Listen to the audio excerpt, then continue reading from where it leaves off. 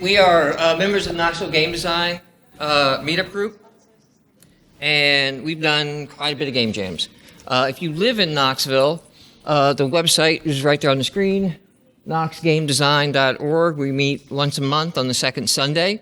You're more than welcome to come out, whether you're more art inclined, developer inclined, whether you just want to get into maybe writing game reviews and just want to hang out and talk with developers and thoughts on how to write a better game review. Anything is open there. So the topic of this panel is going to be game jams, and going down here, I'm going to ask these guys sitting here with me on the panel their experiences in the game jams we've got, and also take your questions. So if you want to send a question to the panel, I'm going to kind of moderate on the fly. We don't have a lot of time, and we're recording this for our podcast that we do as well.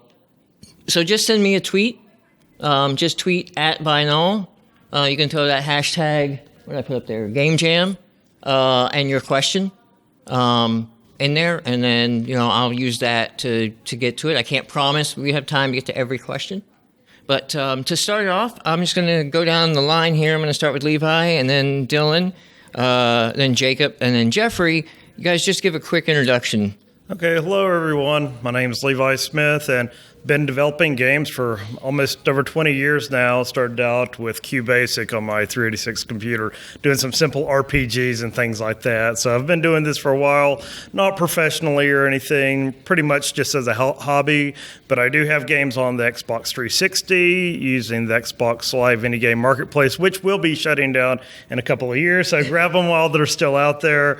I also have games on the Windows Store, Google Play, and free game hosting sites like Itch.io, GameJolt, Congregate, and Newgrounds. So be sure to check out my games there. And I think over the past 3 years, I've developed over 40 games. So that's basically. Did you shout out your website? I don't think so. LeviDSmith.com. And I also have flyers over there and excellent. cards. So. We've been working on promotion. That's been the last couple of months of self-promoting, so we're getting into it. How about you, Dylan? I'm Dylan Wolf. I've been developing since probably I was in school using QBasic. My day job is .NET, WPF, SharePoint, things like that, but I do a lot of I started out doing XNA, game development. I've gotten into Unity. I've been doing game jams for maybe a year and a half, so that's kind of where I am. I'm Jacob Turnmeyer, and I make games. I made them since I was in the 4th grade at the age of 8, and the first game I made for a game jam was just a long time ago when I was in the 4th grade. And I didn't start I started with GameMaker, and I still mostly use GameMaker for the games I create. I did make one game with RPG Maker, but it didn't really last very long. So yeah. I'm Jacob's dad, Jeffery Turnmeyer. I guess I started when I was 5 in the early 80s on an 8086 in regular BASIC, not QBasic. And it's just a hobby for me. I'm a civil engineer by job and day and everything like that. And I'm mostly in it for him, bring him out and support him. But I've participated in one jam independently and wrote my own game. And I've got a little bit of experience. Mostly I just get his stuff up on the web, and that's how I participate. And your one game was the most dad game of games. It was a game about mowing the lawn. Mowing an endless world of grass. An endless grass mower. So I'm Michael Neel. Like Jeffrey, I started out in BASIC. My thing was I was programming Choose Your Own Adventure books. I would take those books and turn them into BASIC programs. So IP content, copyright, violations right out the gate. I got really heavy into it, like these two guys with me here on XNA, when we could make games for the Xbox 360. That was sort of a wonderful moment that you could just turn your home console into a full-blown game programming development environment.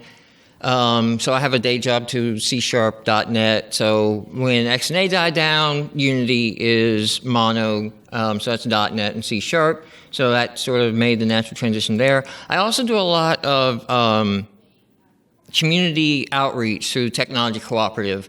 And I do that through teaching games. So bring kids into programming by saying, hey, do you want to make a game? Let's grab anything from Scratch to Game Maker to Unity, whatever they are at skill-wise. We can find a game framework. They can start making their games, get them on their old devices, get them on the web. So that's kind of my experience here. So at this point, I'm going to just I'm not going to start with the same person each time. So now I'm going to start with Dylan. And what are your memories of your first game jam? What are the impressions and memories you have? That I didn't actually make what would be considered a game. Like the first theme was... You know, I should stop. We haven't actually explained game jam. I just assumed everybody would know what that term meant. A game jam is a short time period. It can be up to a month, but most of them are a weekend to a week.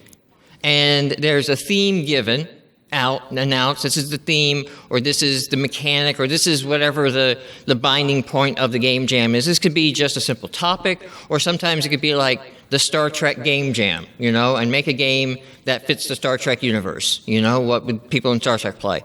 And then you basically have the weekend to make the game and then upload it to a site. And then normally after the game jam ends, everybody who participated takes time out, plays everybody else's games, and leaves comments. So it's a very supportive community for the most part, because it's not uploading your game to the broad internet, although you can do that, and taking random comments. You're taking comments and feedback from people who also participated in the game jam. So it's a lot more self-selective and a lot more understanding and a lot more encouraging, because just completing a game in a weekend is an achievement. So I'll hand it back over to Dylan. Well, it wasn't really a game. Like, I knew I didn't have the whole weekend. The theme was 10 seconds, so I made some dumb little game where balloons popped up on the screen for 10 seconds and then would disappear for 10 seconds, and you had to adjust to it. The thing I really learned was, how to kind of polish out a game concept into a full game. And also, I think that was when you started like, I didn't know you could do the hipster art style. Yes. Okay.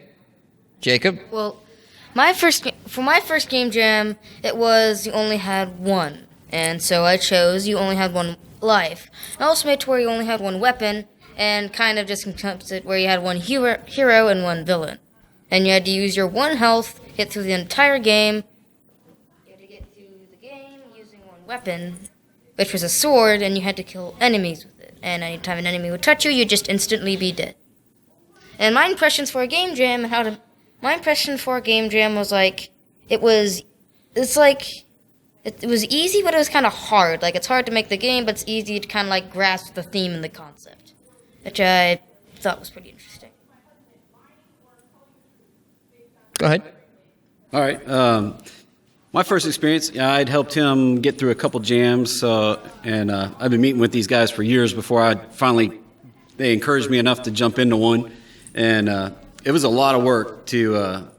I don't code for a living, so I jumped into Unity and decided I was going to do that. I do know C. I had a minor in computer science in college, but it was just a lot of I probably spent 3/4 of my time debugging, and that really ate up a lot of the extra plans I had, the polish that I had to put into the game. But 2 days, they announced the topic for the one I participated in on Friday night at 9:00, and we had to have it in on Sunday. And it's just amazing how short a time that gets to be, especially when you've got a family and doing a bunch of other stuff. The biggest impression to me was just short on time. I had huge plans compared to what actually happened. I did a lot of hand-drawn art and scanned it in and then converted it over in Photoshop. And these guys really liked the art style I did. They thought it was unique. It was kind of like Dr. Katz, if you've seen that on HBO, that kind of squiggly line thing. I flip sprites a lot. And I don't know. It was pretty interesting. Like they said, I did a mower game. It was just an infinite. All you had to do was drag your mouse around the mower to follow you. You'd mow over creatures, and it was. They liked it. Some of the comments I felt were a little cruel for my first game. People were like, "This is not a game. This is a waste of time or whatever." But I had scoring kind of. It just didn't get fully implemented. Like I said, it was just really short on time. It was. Those comments can be cruel. Nobody likes mowing the lawn. So what you saw me running around was just a panic moment when you realized the power strip the conference gave you wasn't plugged into anything.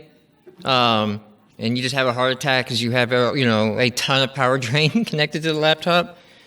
My first jam, the theme, I think, was simplicity. Minimalism. And so I had never used Unity before, and I'm sort of crazy where I said, for this game jam, I'm going to learn Unity and make a game all on the weekend. And that's kind of crazy, and everybody says don't do that, you should know ahead of time, but you don't have a lot of time. And that's sort of like made me focus on learning it. And, Unity is .NET and C# and its scripting. I made a ton of horrible errors, but I ended up making a little mock simple version in 3D of the Atari Classic Adventure. So I had the Yellow Castle. You had to go find the chalice and bring it back to the Yellow Castle. And then I also ripped off some blue blobs from, what was that JRPG? Dragon Warrior. And just threw those in there for good measure because I didn't have time to make a duck dragon. My 3D skills weren't there yet. But from that, I really enjoyed being able to say, okay, family, life, in 3 months is this game jam we're going to do. So I'm calling this weekend mine 3 months from now, so that everything can be planned around it. And then, of course, somebody will have a birthday then or something. They change their birthdays or their anniversaries to my weekend. So it's not truly a game jam if I'm not going over to some birthday in the middle of it. But that's just a nice break from everything else going on, that you can just carve ahead of time, like the Stephen Covey, big rocks in first, right? Well, this isn't an important big rock, but just by saying this weekend is for my game jam is a lot of relief, and just like a known vacation coming up, and you can just look forward to it and say, like, I don't know if I'm going to make a game this weekend, but I know this weekend I'm going to have a lot of fun figuring it out. How about you, Levi? Yeah, so I thought there was like two different ways I could answer this. Now, the first game competition I was involved with, and I know you guys were involved with this as well, was the Dream Build Play in 2012. Oh, that's right. Yeah. And that was like over like a few months. So I really didn't consider that as a game jam, but it was a competition where you submitted your games. They got like displayed by Microsoft and everything. So I did a short puzzle game called Resistor. My first like true game jam was also the Ludum Dare, which is like the biggest game jam out there, aside from maybe Global Game Jam, but Ludum Dare is definitely a lot more accessible for just like single developers.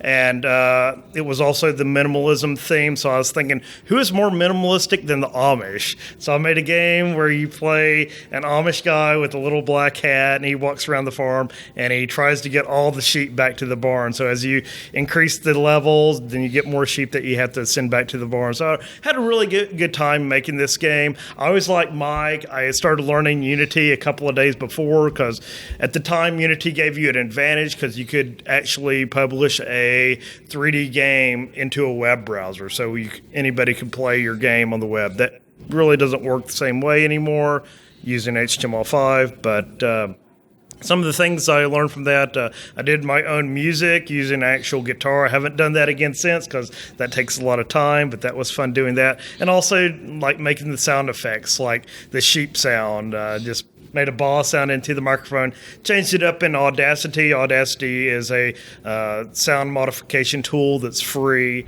for everyone out there. So yeah, had a really good time making that, and that's about it. Yeah, so some of you guys, especially Levi, Dylan, and Jacob, they have trademarks almost to their game, and Levi's thing is voice acting. Oh. Like Levi, and we openly encourage this. We've openly encouraged this, to have Levi at least voice act something in his game. Dylan has a guitar riff that he's played, a very acoustic, hipster, little indie riff. There might be a certain movie I'm invoking here. I actually don't know what you're talking about. Okay, that's probably for the best. And Jacob's games are really very avant-garde.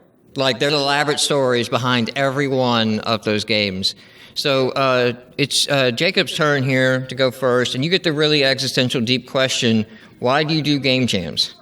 Well, I do game jams because then I can make games and put them out there. Because I mostly do a game jam so then I can put out my games. Just as a simple thing to know it's to put out a game. So it's fun.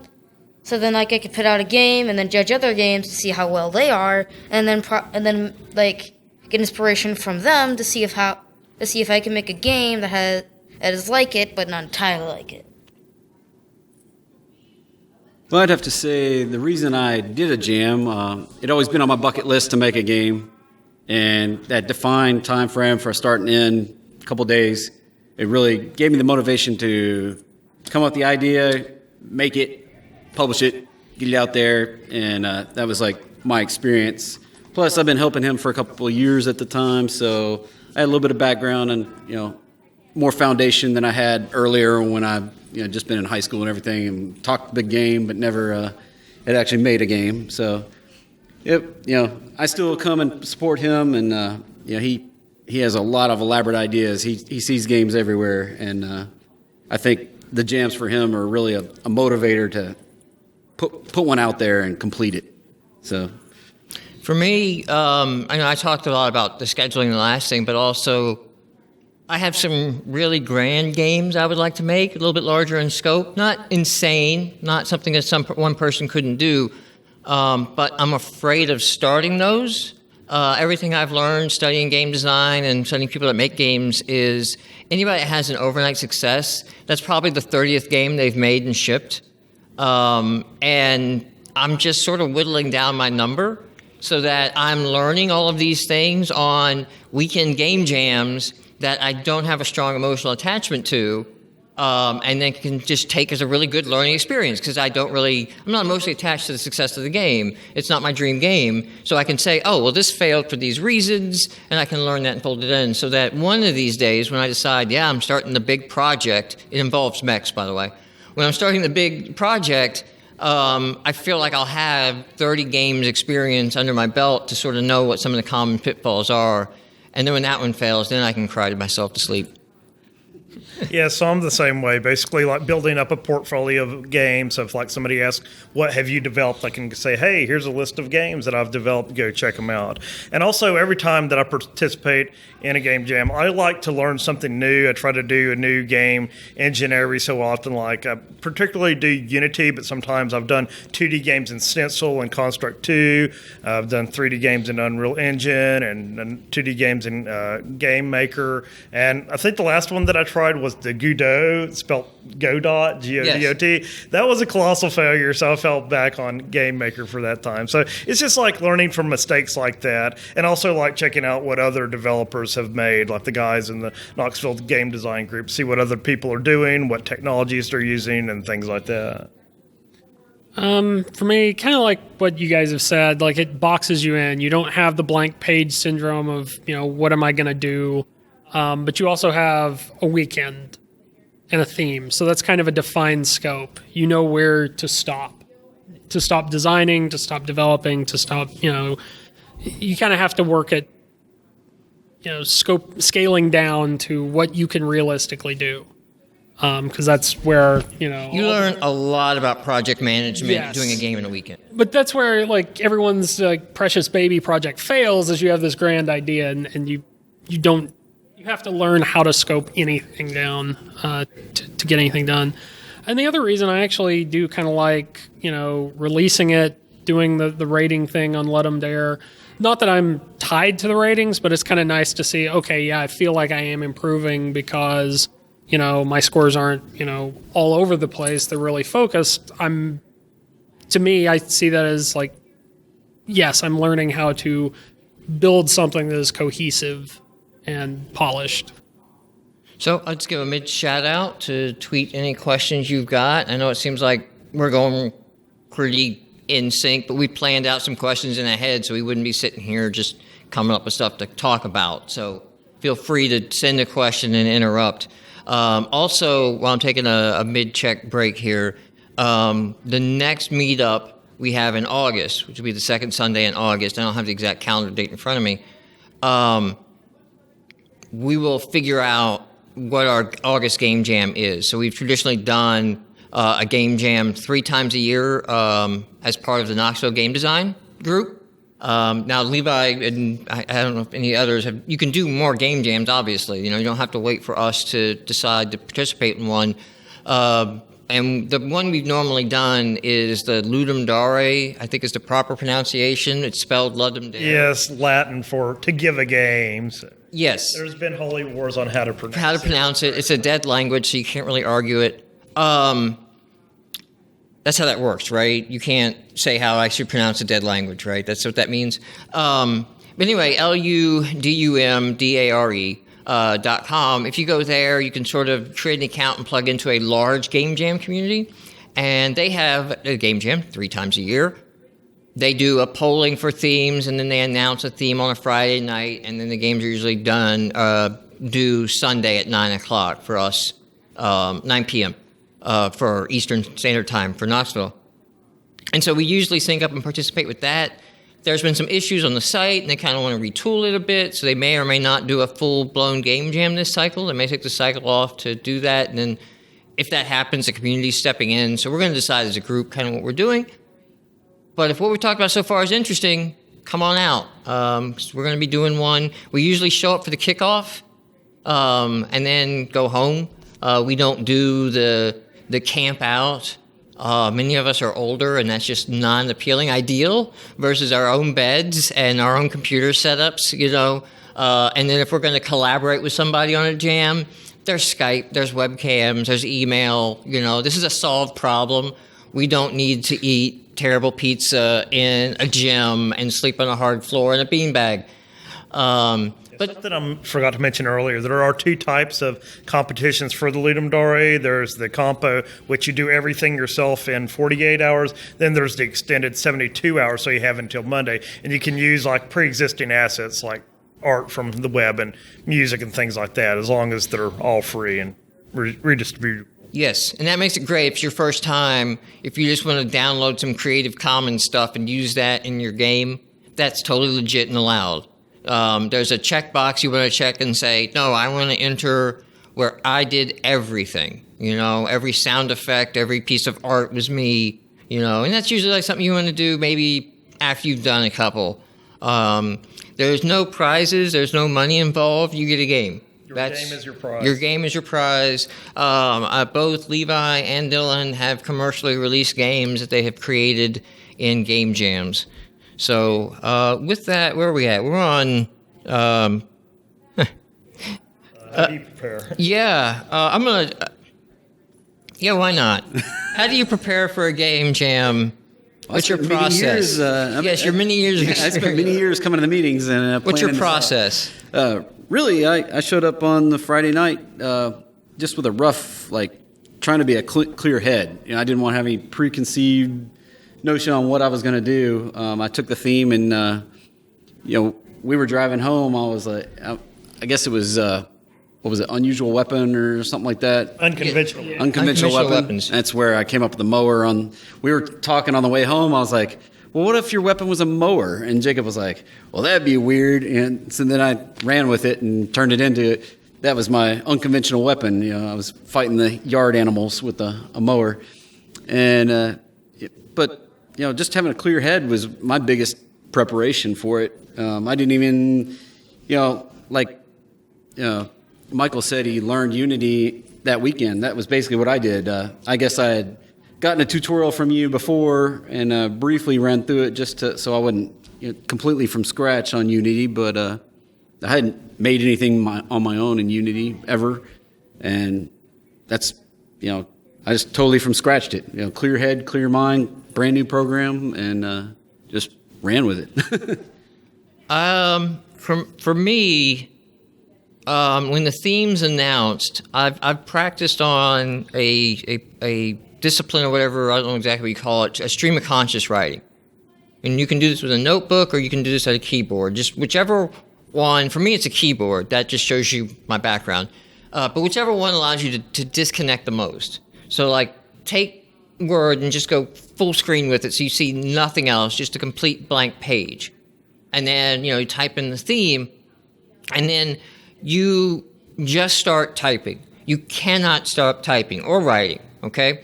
You just have to keep writing. You cannot stop. And if the thing that's in your head right now is, I don't know what to write, then that's what you write. You just write whatever stream of consciousness that you get to, because you'll wear down all your inhibitions that are like checking any ideas from coming to the surface, like, well, that's not. You just have to keep typing, so you become desperate for something to type.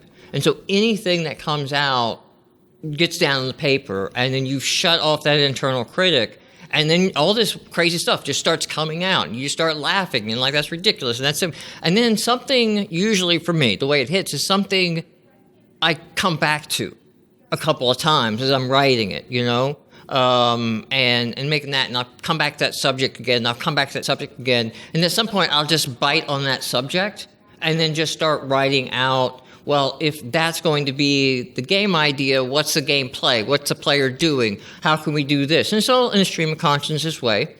I picked this up from Tim Schafer.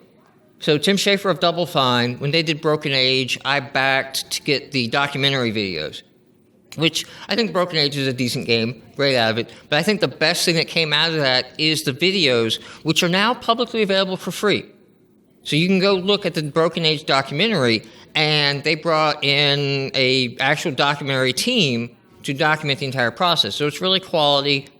You see all the strife. You see, like, none of this is filtered, okay? You see all the budget overruns. You see all the arguments. You get to see true game development. That was the point. So you can see what it really looks like. And he opens, like in the first or second episode, with one of his notebooks. He grabs down, that was Grim Fandango. And that's how he does it. He does it in your old composition notebooks, is what he chooses to do. And you can just see page after page after page where he's filled. He just sits in his office nonstop. And then, like, by page, 15 in Grim Fandango, he has Skeleton Noir written and circled that, Because it's like, oh, there's something with that. And you go on a couple more pages, and then there's, like, Grim this, Grim that, Grim Reaper, Grim this, Grim Fandango. And then he's like, starred that. And then you can go pages and pages more. And then characters start appearing that made it into the game. And that was his process. And that's his process for most of his games, is just sit down in his office, fill these notebooks, and then go back over them later. And he just stars by it. Oh, that might be something. That might be something. That might be something. And he does this for Broken Age as well, to come up with the concepts for the game. And that's where I picked that up. So that's usually how I start. If you're interested in how I actually view creating the game, I've got a session at Codestock tomorrow called Truth View Input, which is sort of my mental model for the pieces of the game and how they go into it, and that's sort of become my system. And I'll go into a lot more detail there, but I don't want to take up too much more panel time. Let Levi get a chance to talk. So for me, I'm a little bit different. Usually a few days before the actual jam starts, I decide on which tools I'm going to use and get a feeling on what type of game I want to develop, whether that's like a shooter. So sometimes I have the tendency of shoehorning a game type into the theme, just applying that type of game to the theme. And also the week before Ludum Dare, they have a warm-up, kind of like small competition. It isn't graded or anything, but it's just to get something out there, make sure your tools are working. Also, make sure that I have my streaming tool set up. I know some of us do a live stream as we're actually developing over the weekend for the game jam. Then we go back and make a time-lapse video. So it really crunches that 48 hours down into 5 to 10 minutes, so you can see the whole process of the game being developed. As far as the theme goes, I meet these guys the night when the theme is announced at 9 p.m. usually on Fridays. It's a bit of a drive for me over here, about 30 minutes. So that gives me some time to think about what I'm going to do with the theme, driving back home. So usually by the time I get home, I have an idea. And I'm unlike Mike. I usually take the first idea I have and I run with it. I know a lot of people say, write down the first 10 ideas and scratch them all off and take the 11th or something. But I'm usually go with the first thing that I think of. And also and this includes the actual development of the whole. Yeah. Your process. Yeah, okay. So my process for developing in a game, when I first started out, I would just get my basic models working when I wasn't as good with tools like Blender, which is a 3D modeling program. I wasn't as good with texture mapping and rigging, so I would work on that first because that's what I really wasn't familiar with. But now that I'm a little bit more experienced with developing games, I basically have the gameplay. That's the first thing that I focus on, getting the core gameplay working. And I think that tends to lead to better games that I develop now. And then after I have the core gameplay working, I work on the art, like the sprites if it's a 2D game, or the models and texture mapping if it's a 3D game, and also the music, which I tend to do in GarageBand. Usually spend about an hour or two working on the music, and then after that I work on the sound effects, which is also a couple hours. Then after that, usually a few hours I spend on testing the game to make sure it's working correctly and everything. So definitely lots of testing. Yeah, I have a process similar to Levi's. Usually before Let 'em Dares, there's a theme voting, and they'll show results for each of the rounds leading up to the final vote. Usually I'll go through some of them, kind of throw out an idea for each of the highest rated topics, just so I've got something to pull from. I don't do a whole lot of tests or a whole lot of preparation in terms of, tools and ideas other than that. Like, I think there's been a couple of times I've walked in with, I want to make a puzzle game. Let's figure out how to do that, and, some of the basic concepts, and then, kind of shoehorn that into the theme. Usually what I do is I'm pretty much always using Unity and 2D, not always 2D Toolkit, but just a 2D Unity game, so I know kind of what I'm building towards. Then the night that the theme's announced, I've got a 30, 45-minute drive home. I'll kick around a couple of ideas. Usually, when I get back, I have one that I want to play with.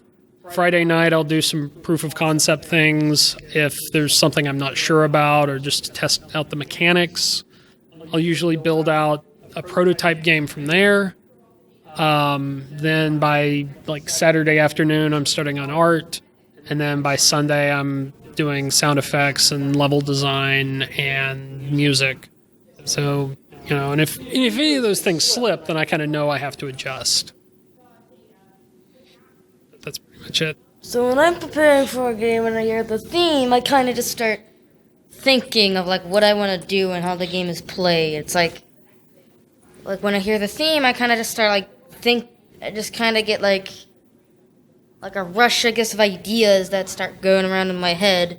And when I get home, I usually start making the game, that or just sleep and then start working the game on tomorrow.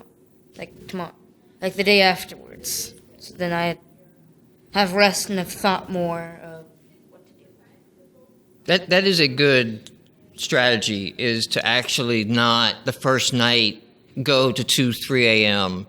And try that Friday night, just cram as much as you can in.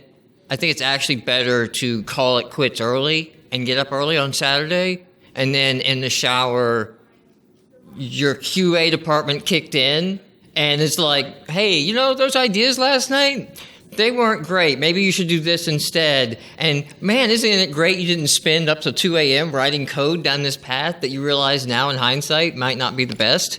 That's happened to me several times, to where I try not to do too much on Friday night. I tend to do the just one more script. I'll just write one more script, this one more feature. I'll just do this one more thing. So a lot of times Jacob's got a whole set of papers, notes and stuff written down, and he doesn't make the game, but he takes a bunch of notes before he goes to bed, and he's got them where he can. I've scanned them into several of and shown him on a lot of the competition entries where he's made rough pixel art and on graph paper and stuff like that. And that's probably more disciplined than any of us have ever been. And we probably should do that. So we got a Mike asked a Twitter question. What types of games, genre, mechanic-wise, have you found that you like making or not like making, or it doesn't matter from this? And since Mike asked it on Twitter, I'll start with Levi, and I'll skip me. So basically, it'd be easier for me to say what types of games I don't like making. I don't like making sports games. I tried doing one as like a medieval football game where you move the crystal around. It's like, yeah, this just isn't my type of game. I mean, I like Tecmo for the NES, but sports games really aren't my thing. And racing games, I really don't find those interesting. But pretty much do everything else: puzzle games, RPGs, shooters, arcade type games. I like them all. I've done I think I've done 2 match 3 games over the past however many jams I've done. And I like them because it's a basic mechanic that once you figure out how it works, you can do a lot of twists on it. I'm starting to like the idea of doing platformers more now that I've got kind of a handle on how to write that. But usually it's just some weird, casual style, mobile style game. As far as game jams go. So, I do like to make platformers. That's, one of my, favorite kind of, genre that I would like to make. Because last time I made a game, earlier this summer, I made a game where it was a platformer, and I kind of like that idea. So I kind of, made a game similar to, having that platformer style, except not really using the same exact code. Just, making it to where he would jump, but, yeah. It also kind of, a surreal, mystery and puzzle kind of thing, but, it goes deeper than when you actually think it is. Or, just have a game where it says it's one thing, but it deceives you saying and you play it's actually another. It might say it's a friendly platformer game, when really it's a terrifying, just, I guess, top-down game. It's just, a game that, trick you into, something else. And it just makes you think. It just makes you I don't know. It just adds another a level of mystery of how there's something else hidden in it that just makes it cool. I guess. I guess I'm the weakest link here on this topic. Yeah. I went for simplicity, and that's all I really know as far as creating games in a jam. I have grand plans, of course, to keep going and do some more, but as time allows, I'm sure I'll develop further. A taste for what you like. I love playing puzzle games, especially any kind of lateral thinking or larger manipulations that you get complex. Love The Witness, and I found out that I absolutely hate making puzzle games, but I cannot stop coming up with a novel idea for them, and it's because a puzzle game is 10% of coding of the puzzle game and 90% QAing the puzzles to make sure it actually does the thing you want it to do, right? If this is the way you have to solve the puzzle, test the infinite combinations against it that's the only way you can solve the puzzle so that there's not an accidental new solution that might not teach the player what you're trying to teach. And after I do one of those, I just think, why can't I just do a platformer? Why do I have this inherent, I'm not going to do just a platformer? That's lazy. I'm going to do this. And then halfway through the jam, I'm like, why don't I just do a platformer? It'd be more fun right now. I'd be enjoying it. And what's worse is I put some of my puzzle games up after the jam, and they're totally little mobile friendly things that you would play. They're the kind of thing you just pull out of your pocket and oh, this is a cool little mechanic here. I like this. You should make it a puzzle game. And it's no, why would you say that to me? Do you hate me? Why would you make me do this? I don't want to see this ever again. Well, Mike likes to teach people how to play his game through playing the game. No instructions. His instructions are playing the game. So that's through his puzzle games. He wants the mechanic to be, this is the only mechanic you're learning here. And, I'm very anti-tutorial in games and in game design. I feel like if you're doing a tutorial, an explicit tutorial, you're giving away gameplay content. You could probably set up a level or a situation to teach double jumping or to teach how this enemy behaves. And that is engaging content for the player.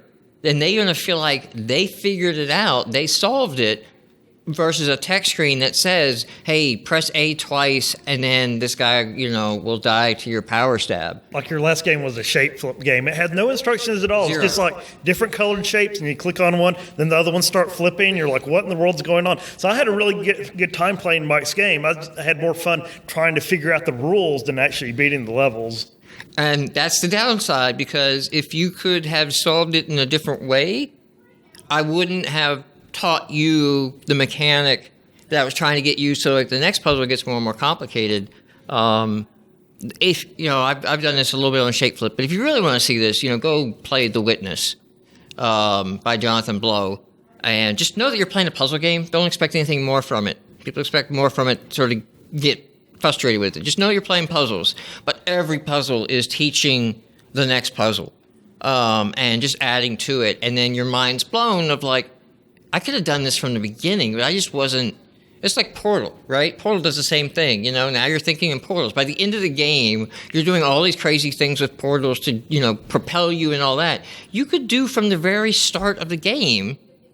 You just didn't know it yet, and I love that gameplay. But I gotta stop trying to build games like that because they're resource intensive. On the flip side to you, Jacob always has hidden stuff in his game that you may or may not ever even figure out.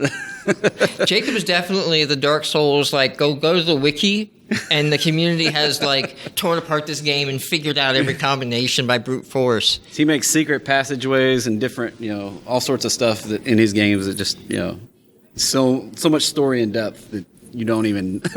Like in one game, you think you could just go through the entire puzzle, but really you could just go back, loop around the entire room, and then go from the exit up through it. It's like, here's the thing, you think you can't go through here, but you can go around the entire room and then go to the exit and just go straight up through it, and that's how, it's like a secret passageway that I forgot to patch up.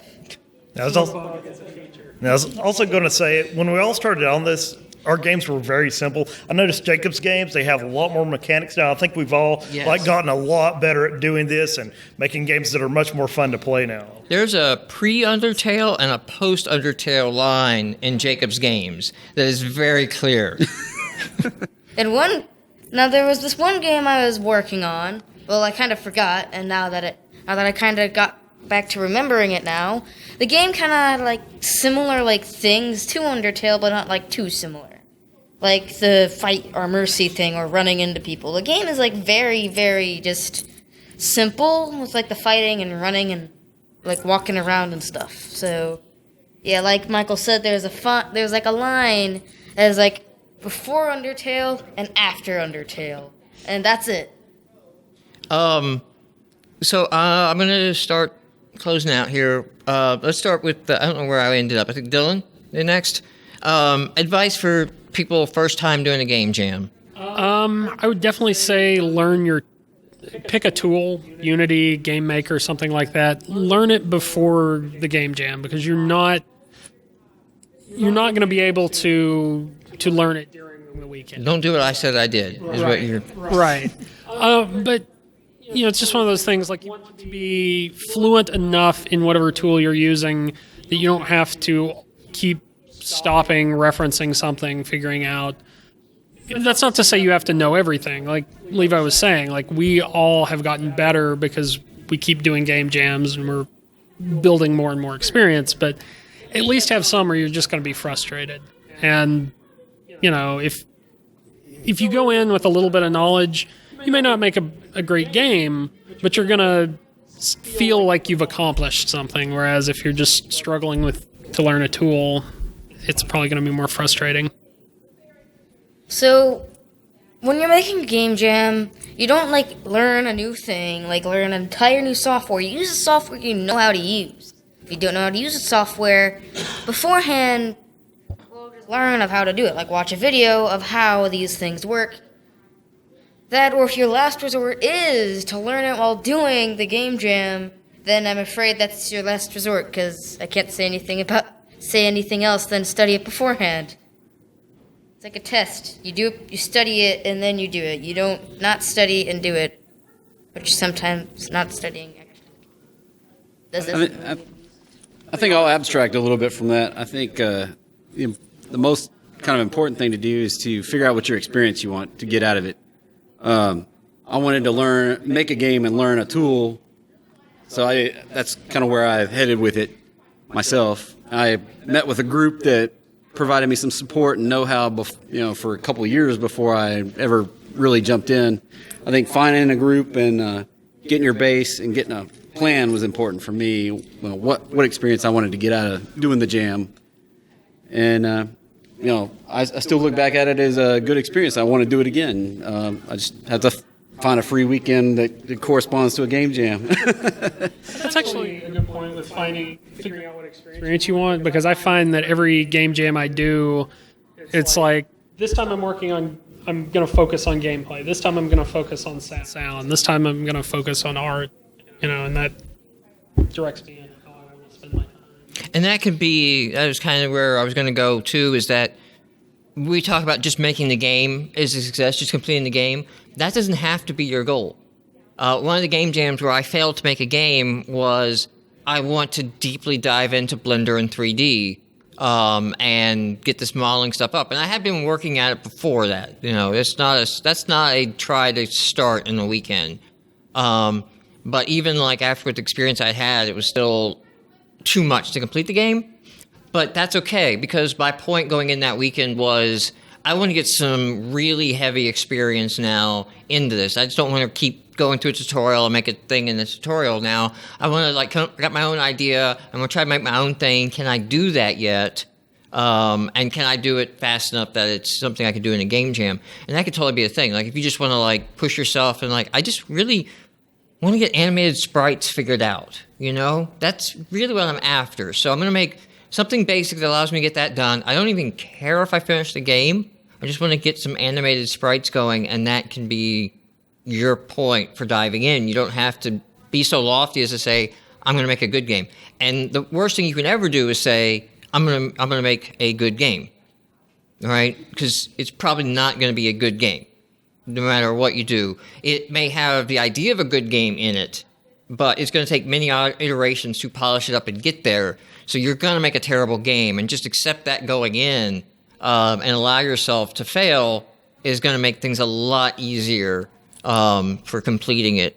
I think the other thing that I would advise on is find a tool set that fits your background and your knowledge. If you're really just art heavy and you don't have a coding background, there's a framework out there called RenPy. It's backed in Python, but it's made for visual novels and dating sims. But you just drop in art assets and create your visual novel with it, and then just write a little script, and it does the rest.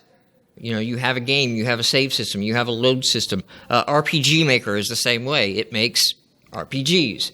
And you don't have to do a whole lot to get a basic RPG up and running. You can just drop that in. Don't worry about the rest. If that's your thing that you're coming in. Even Game Maker that he uses is it's kind of a drag and drop. You got to be able to do your art assets somewhere else, but you just pull them in, and then it's all like, I want it to have a move mechanism. So you drag it over and you wire it up, and you don't even really have scripting you have to do. Yeah, that was the next one I was going to mention. Ones like Game Maker, where they have a drag and drop interface. If you have some knowledge of programming but don't want to get deep into it, or don't really want to learn the whole game framework, then Game Maker is great because it's really simple. And you can do a Game Maker tutorial in a night and then make a fairly competent game out of it. And Unity has an add-on tool called Playmaker, which I like using a lot. I actually did a talk here last year about using Playmaker, but you do everything in states, and it really reduces the amount of code that you have to write. But if you're a programmer, there's also a ton of frameworks, Unity, Monogame, Pygame, that it's all code. And sometimes for a programmer, that's better than having this drag and drop WYSIWYG tool, because we sort of rebel against that. Sometimes it's like, I just want to see my code. This is a whole system I don't want to learn. Where's the code? So go for that. Your advice? So first time doing a game jam, I recommend, or even making a game in general, if you've never created a game, make something simple. Maybe pick a game that you like Pac-Man or Tetris, and try to create that on your own. But if you're doing this for a game jam, put your own spin on it. one of the game jams I wanted to make like a Lemmings game, so I created Lemmings in Unity, but I put my own spin on it. I created a game called Monster Hotel, so I basically replaced the Lemmings with little monsters like Frankenstein, Wolfman, and Dracula and things like that. Only other recommendations, don't take the feedback too seriously. There's good and bad feedback. You'll probably get a lot of, you should have done this way, or I would have done it this way. So yeah, just take that for what it's worth, and use game jams as a chance to promote yourself and your skills, get your name out there. And I wouldn't recommend doing a team-based jam for your first time unless you're with a group that you've worked with before. I think finding a group helps. Like, we meet monthly, and that kind of helps work it up to, we discuss topics and everything of creating games. But we've never created the game together. Yeah, we haven't. Yeah. Kind of, It's more of a support group. Yeah. Of just like helping us continue to instead of a support group that encouraged you to break the bad habit, we're all just no, keep doing it. Keep doing this. All right. Is there any questions, shout out questions you want? We got about 9 minutes left. Obviously I have to cut this pretty close. I got a lot of equipment to tear down before the next speaker gets in and get out of their way. Anyone? What tools do you use? I know Flash is kind of died out in Unity, and Unity still around. Like, what tools do you use, or would you recommend for game jam? So the question is what tools do you recommend for a game jam? Well, the big caveat of like what your experience is. So I think we'll just interpret that as a personal perspective. So we're not trying to like broadly. And for me, the important thing for the tool on a game jam is, does it have a web player of some kind? Because these are little one-off games. Nobody wants to download random EXEs and run them on their computer. And I'll get a lot more feedback and a lot more plays if I can run it on the web. Now, Unity has a plugin that's very powerful, but unfortunately it's a plugin, and that's evil now. And we block those in most browsers. It also has an HTML5 export, which works okay, but it's not really Unity's fault. There's this great myth that HTML5 and WebGL are there, and they're not. A fun fact is most browsers will only give WebGL 256 megs of RAM to work with. That's not a lot, okay? You're not having a main crazy game experience in there. I've had to stream load and discard 2D images in a 2D game just to get that to work. But you could do a lot with that. But yeah, that's my number one thing is platform reach. Since I'm a little bit more experienced with a lot of tools for me, is that I can get something out there anybody's be able to grab. Plus, Unity also allows desktop builds for Windows, Mac, and Linux. These can all be built from Windows. iOS, you need a Mac to deploy from. That's kind of Apple's rules. But building a Mac executable, a desktop or a laptop Mac executable, you can build in Windows. I don't even test these anymore. I just build them from Windows, upload the binaries, and they work. So they have that really down pat, and that's really nice to be able to say, whatever your platform is, you can play my game. Because developers, a lot of time, tend to have favorite platforms, okay? When you become a game developer, you have a favorite game all of a sudden. You have a game that gets traction. Now you care about every platform because it's harder to come up with a successful game than it is to port to Windows Phone, right? So take your good game concept and put it on everything. Levi? So when I think of tools, I mean, there's different classes of tools. Like, you got your game engine, like I think typically we mostly do Unity, but then you have your art tools. I use like GIMP, which is a free and open source replacement for Photoshop. Also do some Inkscape if I'm doing like 3D or 2D vector art. Then music tools, I usually do GarageBand, but I have used another tool called PX Tone, which is a free program for Windows. A little bit difficult to use on the interface. But then for sound effects, I think a lot of us use BFXR. BFXR, You can pop that in Google. That is an amazing site for generating sound effects. You can almost pick out like a program that uses BFXR sound effects in it. And that's basically. I'll also use Open Broadcaster for live streaming my development sessions, and also Virtual Dub for doing the time lapse videos. Yeah, we mentioned the live streaming and the recording. We broadcast on Twitch anytime you want. anytime you're curious, go to Twitch, hit the creative section. Okay, Twitch Creative is nothing but people making assets for games or creating art or programming. And so you can almost always find somebody streaming, game jam or not, game development. And a lot of times they'll just chat with you while they're doing it. So you want to talk to them about the tool they're using and why they did it this way. That's a great place to hang out. I would kind of say the same things. I use Unity.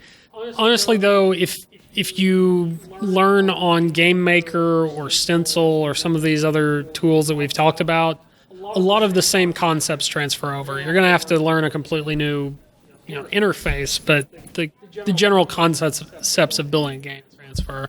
Other than that, I tend to use GIMP for my art, Audacity for recording, BFXR for sound effects. I think that's pretty much it. Didn't you use like Krita or something? I tried using Krita. I really need to practice with it before I do it because I wasn't happy with how they turned out for my last jam. Another interesting tool for game jams is a program called Make Human, and it's a 3D character model creator that works like any character creator in the game. So you launch up Dragon Age, and it's like, pick your race and pick your height and your weight, except when you get done, what you have is a 3D model that you can bring into your own game. Rather than you having to open up Blender and learn how to model a human, you can go in there, pick their clothing. There's some open source add-ons for it that you can find to add that stuff, and that's really great. And they'll come in rigged for animation as well. There's another good 3D tool, which I've used a couple of times, called Sculptra. So you can also do those organic type models and export those, I think, into FBX. How about you, Jacob?